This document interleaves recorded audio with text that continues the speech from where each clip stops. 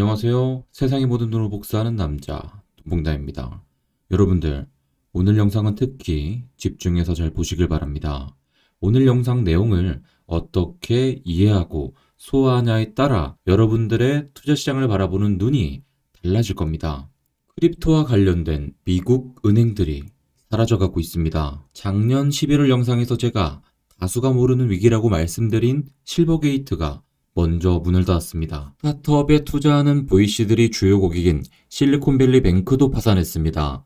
이 은행은 미국에서 파산한 은행 중 두 번째 규모이고 파산 이전의 예금 잔액 기준으로 미국에서 16위권 은행이었기에 상당한 파장을 불러오고 있습니다. 그리고 실리콘밸리 뱅크의 파산은 USDC 스테이블 코인의 발행사인 서클에게 직접적인 타격을 주었습니다. USDC 공급의 상당 부분을 차지하는 서클이 자금이 실리콘밸리 뱅크에 있었기 때문이죠. 결과적으로 USDC의 패깅이 깨졌습니다. 이후에 패깅을 되찾긴 했지만 스테이블 코인에 대한 투자자들의 불안감은 오히려 더 커져가고 있습니다. USDC 스테이블 코인이 이런 형태로 깨지는 상황을 연출했다는 것은 대중화된 스테이블 코인의 안정성에 대한 경종을 울리는 사건이라고 보시면 됩니다. 암호화폐는 일반적으로 탈중앙화를 추구하는데 서클과 같은 중앙화된 회사가 관리하는 스테이블 코인은 이런 위험과 위협으로부터 절대 자유로울 수 없기 때문이죠. 지난주에 제가 실버게이트 다음으로 중요하다고 말씀드린 시그니처 뱅크도 결국 문을 닫았습니다. 그런데 시그니처 뱅크의 갑작스런 폐쇄가 실제 파산이 아니라 정치적으로 발생한 폐쇄라는 지적이 나오고 있습니다. 현재 여러 내부자 및 전문가들은 시그니처 뱅크는 자연스럽게 파산한 것이 아니며 미국 규제 당국이 암호화폐 반대 메시지를 보내기 위해 강제적으로 은행을 폐쇄했음을 고발하고 있는 상황입니다. 이 시장에 도대체 무슨 일이 일어나고 있는 것일까요? 연준이 기준금리를 역사 속에서 어떻게 움직여왔는지 큰 그림으로 살펴보겠습니다. 1954년 이후로 연방기금금리는 지속적으로 우상향하다가 1981년에 정점을 찍고는 최근까지 우하향하는 형세를 보였는데요. 2000년 닷컴 버블, 2008년 금융위기, 2020년 코로나 팬데믹 이후에 경기가 어려워지자 부양을 위한 통화정책을 추진했다는 것을 알 수 있습니다.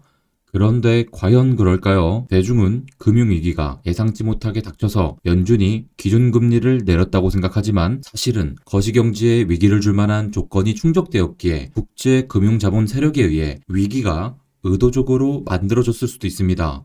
대중은 코로나 팬데믹에 의해 연준이 기준금리를 내렸다고 생각하지만 마찬가지로 경제위기를 줄 만한 조건이 충족되었기에 코로나라는 재료가 사용되었다고도 볼 수 있습니다. 로스차일드 가문을 세운 메이어 암셀 로스차일드는 이런 말을 했습니다. 내가 한 국가의 화폐 발행을 관장할 수 있다면 누가 법을 정하든 상관없다. 로스차일드 가문은 이후 전 유럽의 금융을 장악했고 그 과정에서 모든 유럽 국가는 막대한 빚더미에 앉게 되었습니다. 그리고 그 과정에서 주로 사용된 것이 바로 전쟁이었습니다. 전쟁을 하려면 돈이 필요하고 규모가 큰 전쟁일수록 더 많은 돈이 들어갑니다. 문제는 누가 누구의 돈을 쓰는가인 거죠. 화폐 발행 권한이 없는 유럽과 미국 정부는 은행가에게 돈을 빌릴 수밖에 없습니다. 전쟁은 물자의 소모 속도를 가속화합니다. 그런데 전쟁 당사국들은 무슨 짓을 해서라도 버텨야 되죠. 전쟁에서 지면 모든 것을 잃게 되기에 정부는 조건을 따지지 않고 은행 재벌에게 융자를 신청합니다. 그래서 전쟁은 은행 재벌이 가장 좋아하는 호재입니다. 그들은 전쟁을 책동하고 부추기며 전쟁의 자금을 지원합니다. 국제 금융 재벌들의 호화로운 건물은 무수한 주검과 폐허 위에 지어진 것이죠. 국제 금융 재벌이 큰 돈을 벌 수 있는 수단의 하나로 경제 불황의 조작이 있습니다. 그들은 먼저 신용대출을 확대함으로써 경제적 거품을 조장하고 사람들로 하여금 투기에 집중하게 합니다. 그런 다음 통화량을 갑자기 줄여서 경제 불안과 자산 가치의 폭락을 유도합니다. 그리고 우량 자산의 가격이 정상가의 10분의 1, 심지어 100분의 1까지 폭락하기를 기다렸다가 갑자기 나서서 말도 안 되는 싼 가격에 때리는 거죠. 자신들이 구원한답시고요. 어디서 많이 봤던 그림이죠. 코로나 이후에 양적 완화 장세에서 투자를 해 지금까지 투자 시장에 남아 계신 분들은 이런 시나리오가 남일 같지 않게 느껴질 텐데요. 알려진 예로 닷컴 버블, 글로벌 금융위기, IMF가 있지만 이외에 다른 경제 불황들 속에서도 결국 버는 이들은 따로 있었고 그것이 의도된 불황이라면 더더욱 그러했을 겁니다. 이렇게 역사는 반복되죠. 이를 가리키는 용어로 양털깎기가 있습니다. 국제금융재벌들끼리 통하는 전문 용어죠.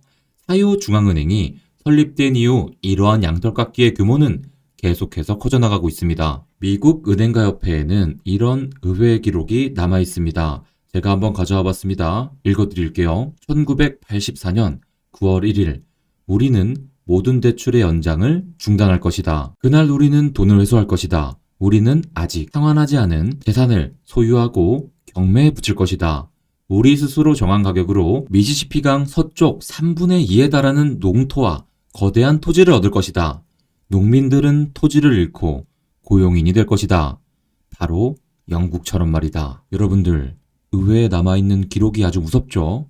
양털깎기는 경제가 번영과 쇠퇴를 거듭하는 과정에서 기회를 창출해 정상 가격의 몇 분의 1밖에 안 되는 가격으로 타인의 재산을 가로채는 행위를 말합니다. 그리고 연방준비제도의 설립을 통해 미국의 화폐 발행권까지 통제하게 된 은행가들은 경제의 번영과 쇠퇴를 마음대로 조정할 수 있게 되었습니다. 1차 세계대전은 미국의 보편적 번영을 가져다 줬습니다. 대규모의 전쟁 물자 구매는 각 업종의 생산과 서비스를 촉진했죠. 미 연방준비은행은 1914년부터 1920년까지 경제 분야에 막대한 물량의 화폐를 투입했습니다. 뉴욕 연방준비은행의 금리는 1914년 6%에서 1916년 3%까지 내려간 후 1920년까지 지속되었습니다. 전시에 노동자들은 높은 임금을 받고 농민들의 양식은 전쟁통에 높은 가격으로 팔렸죠. 노동계층의 경제 상황은 크게 좋아졌고 전쟁이 끝날 무렵 생활비를 절약한 농민들의 손에는 대량의 현금이 남아있게 되었습니다. 이때 중서부의 농민들은 보수적인 현지은행에 저축을 하는 경향을 보였는데요. 현지의 중소은행가들은 뉴욕의 국제금융재벌들에게 반감을 품고 있었습니다. 정말 싫었겠죠. 지들 멋대로 세계를 주물럭거리니까요. 따라서 연방준비은행 시스템에 동참하지 않을 뿐 아니라 유럽전쟁을 위한 대출도 지원하지 않았습니다. 한마디로 반기를 든 거죠. 이 당시 월가의 큰손들은 기회를 봐서 이들을 모두 손봐줄 생각이었었던 걸로 보입니다.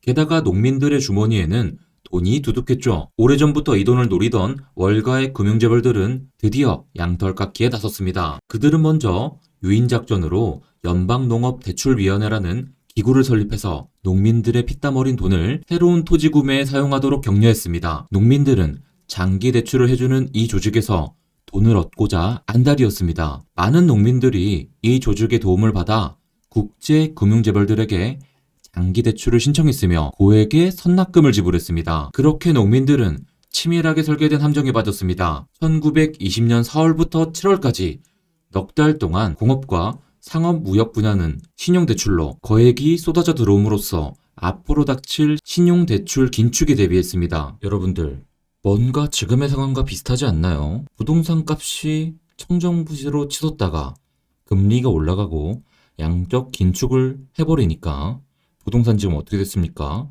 쭉쭉쭉 빠지고 있죠. 심지어 전세 가격이 비싼 곳도 있습니다. 자, 이 당시도 마찬가지였을 겁니다. 농민들은 무리하게 대출을 끌어들여 토지를 매입했고 이자 부담금이 장난이 아니었을 겁니다.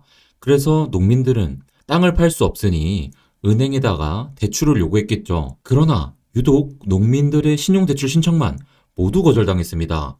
이것이 바로 월가가 치밀하게 설계한 금융제한 위기였습니다. 그 목적은 농민들의 자산을 약탈하고 연방준비은행에 복종하지 않은 농촌지역의 중소은행을 무너뜨리기 위함이었습니다. 상원의 은행 및 통합위원회 오원 위원장은 1939년 상원에서 열린 백은 공청회에서 이렇게 말했는데요. 1920년 초에 농민들은 매우 부유했다. 그들은 장기 대출 상환에 박차를 가했으며 대출을 얻어 새 땅을 사들였다. 그러나 1920년 하반기에 갑자기 들어닥친 신용대출과 통화의 긴축으로 그들은 대규모 파산 사태를 맞았다. 1920년에 발생한 농민의 파산은 정상적인 상태에서는 결코 일어날 수 없는 일이었다. 전쟁에 따른 과다한 신용대출은 몇 년만 지나면 해결되기 마련입니다. 하지만 연방준비은행 이사회는 1920년 5월 8일 대중에게 알려지지 않은 비밀회의를 열었습니다. 그들은 온종일 회의를 거듭했으며 회의 기록은 60쪽에 달했습니다. 밀실에서 탄생한 기록은 1923년 2월 19일 상원의 문건에서 모습을 드러냈습니다. 연방준비은행의 A군 이사와 연방자문위원회의 구성원들이 회의에 참여했습니다. 그러나 B군 이사와 상업, 무역, 농업을 대표하는 이사들은 회의에 초청되지 못했습니다. 미국 국민을 대표하는 C군 이사들 역시 초대받지 못했습니다. 재벌 은행가들만 참가한 이 비밀회의에서 신용대출 긴축을 직접 조작했습니다. 그 결과로 이듬해 국민소득이 150억 달러 감소하고 수백만의 실업자가 양산되었으며 토지와 농장 가치는 200억 달러나 폭락했습니다. 이때 윌슨 대통령의 국무장관 브라이언은 한마디로 문제의 근원을 꼬집었습니다. 농민을 보호해야 할 연방준비은행이 오히려 농민 최대의 적으로 둔갑했다. 농업에 대한 신용대출의 목을 조이는 행위는 오래전부터 준비해온 범죄였다. 농업에 가한 양떨깎이로부터 풍성한 수확을 거두자 중앙에 완강한 태도를 보이다가 큰 상처를 입은 중서부 지역 중소은행들의 재정 상태는 말이 아니었습니다. 연준과 싸우지 말라는 투자시장의 격언은 사실 연준이 설립된 직후부터 유효했던 것이죠. 미국 상원의원 베리 골드워터는 이런 말을 했습니다. 절대 다수의 미국인은 국제금융재벌이 대출을 해주는 구체적 방식을 알지 못한다. 연방준비은행의 계좌는 단 한 번도 감사를 받은 적이 없다. 그 계좌는 완전히 의회의 통제권 밖에서 움직이며 미국의 신용 공급을 조정하고 있다. 다음은 찰스 린드버그 하원 의원이 남긴 말입니다. 잘 들어보시죠. 높은 가격을 매기려면 연방준비은행은 금리를 인하해 신용을 확대하고 화랑 증시를 만들기만 하면 된다. 상공업자들이 그런 식의 금리 환경에 익숙해진 다음에는 연방준비은행이 제멋대로 금리를 인상해 화랑을 멈추게 할 것이다. 연방준비은행과 이를 소유한 은행가들은 가벼운 금리 조작을 통해 왔다 갔다 하는 시계추처럼 시장 가격이 조금씩 기복을 보이게 할 수 있으며 금리 변동을 크게 함으로써 시장 가격 파동을 가져올 수도 있다. 모든 상황에서 그들은 금융 상황의 내부 정보를 확보했기 때문에 장차 일어날 변화를 사전에 다 파악하고 있었다. 어떤 정부도 이런 특권을 준 적이 없었다. 소수 특권 계층만 갖는 가장 기이하고도 위험한 시장 정보의 선점이었다. 이 시스템은 민간 소유이며 출범의 목적은 다른 사람의 돈을 이용해 최대의 이윤을 얻는 데 있다. 그들은 언제 경제공황을 촉발해야 자신들에게 가장 유리할지 잘 알고 있었다. 마찬가지로 언제 경제 위기를 끝내야 하는지도 알고 있었다. 금융을 장악한 상황에서 인플레이션과 디플레이션은 그들의 목적을 실현하는 데 최고의 효과를 가져다 주었다. 맥패든 하원 의원도 연준에 관한 이런 언급을 했습니다. 연방준비은행은 세계에서 가장 부패한 기관이다. 내가 들어본 의회 연설 중에서 우리 국가가 사실상 국제금융재벌들에 의해 통치된다는 사실을 모르는 사람은 없었다. 연방준비은행이 미국 정부의 기관인 줄 알고 있는 사람들도 있다. 그러나 이것은 정부기관이 아니라 민간 신용대출 독점기관이다. 연방준비은행은 자신과 외국 사기꾼의 이익을 위해 미국 국민을 착취하고 있다. 많은 미국 대통령들이 금권의 위협에 대해 되풀이해서 경고했으며 많은 의회 기록과 법률 사례들이 연방준비은행이 민간 소유임을 명백히 증명하고 있습니다. 하지만 미국인을 비롯한 전 세계인들 가운데 이러한 사실을 아는 사람은 많지 않습니다. 대중은 자유와 공정을 표방하는 서방의 권위 있는 언론에서 진상을 보도해준다고 믿는 경향이 있습니다. 하지만 그 진상이라는 것들은 사실 고의로 여과된 후의 내용인 경우가 많습니다. 미국 교과서는 어떨까요? 현실을 들여다보면 국제 금융재벌들의 이름이 붙은 각종 기금애들이 미국의 차세들을 위해 내용이 건전한 교과서를 선정하고 있습니다. 과연 내용이 건전한 교과서일까요?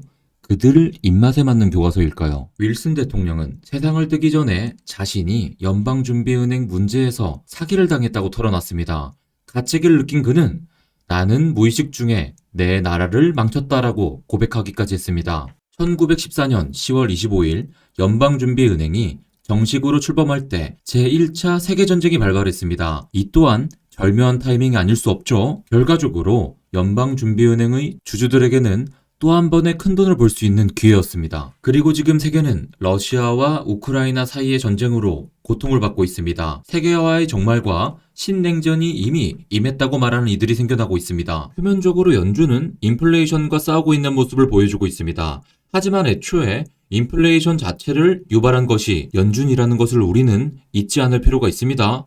연준이 돈을 푸는 시기를 잘 활용해서 돈을 번 이들도 있지만 제때 빠져나오지 못한 이들은 연준이 돈을 거두는 시기에 오히려 벌었던 것보다 더 많은 돈을 잃기도 합니다. 제롬 파월이 공식 석상에서 반복적으로 하는 말이 있습니다. 우리는 현재의 상황을 의도하지 않았다. 그의 말만 들으면 연준은 언제나 해결사로 비칩니다. 코로나 팬데믹으로 인한 경기 침체를 막기 위해 연준은 애썼고 지금은 인플레이션을 막기 위해 애쓰는 모습으로 보이죠. 양적 완화 카드를 꺼내는 시기에는 중국이 비난을 받았고 양적 긴축 카드를 꺼내는 시기에는 러시아가 비난받았습니다. 하지만 진실은 다를 수 있습니다. 연준의 매파적인 금리 정책 이면에 단순히 물가를 잡는다는 목적만 있다는 생각은 지나치게 순진한 생각일 수 있습니다. 제가 작년부터 늘 말씀드렸듯이 경기 침체 자체는 연준의 긴축 정책을 멈출 수 없습니다. 왜냐하면 급격한 양적 완화 이후에 급격한 긴축할 때는 늘 어디 한 군데가 부서지면서 끝이 났기 때문입니다. 그 말은 어디 한 군데가 부서지는 것 자체가 연준의 목적 중 하나일 수 있음을 시사하는 부분이죠. 자, 역사는 반복되죠. 그렇다면 지금은 어디가 부서지고 있을까요? 지금 벌어지는 일들을 잘 보시길 바랍니다. 실버게이트, 시그니처 뱅크, 그리고 실리콘밸리 뱅크. 지금 미국의 규제 당국은 정확히 크립토 시장을 타겟으로 하고 목을 졸라오고 있습니다. 실버게이트와 시그니처 뱅크의 파산으로 인해 미국의 기관 투자자들은 크립토 시장으로 들어오기 위한 전통은행을 확보하기 어려워졌습니다. 다른 방법으로는 스테이블 코인이 있는데 그조차도 USDC의 패깅이 깨짐에 따라 위태로운 상황에 이른 것이죠. 결국 어디 하나가 크게 부러지고 나면 그제서야 연준은 다시 돈을 풀고 새로운 상승 사이클을 끌고 나가게 될 겁니다. 그렇다면 그 시기가 지금일까요? 아니면 진짜 큰 위기는 아직 남아있는 것일까요? 오늘 드린 내용을 몇 번이고 되새겨 보시면서 고민하고 또 고민하시길 바랍니다. 고민 끝에 하나의 결론을 내릴 수 있다면 그 결론을 바탕으로 여러분들은 수십 년에 한 번 찾아오는 기회를 포착할 수도 있을 겁니다. 여러분들 그 기회를 잡지 못하면 또 수십 년을 기다려야 됩니다. 돈봉남 멤버십 톡방에선 오늘 같은 내용들의 브리핑이 자주 나갑니다. 여유가 되시는 분들은 입맛에 맞는 멤버십 등급 가입하셔서 톡방 입장하시길 바랍니다. 그럼 우리 내일 아침 라이브 방송에서 만나겠습니다. 안녕.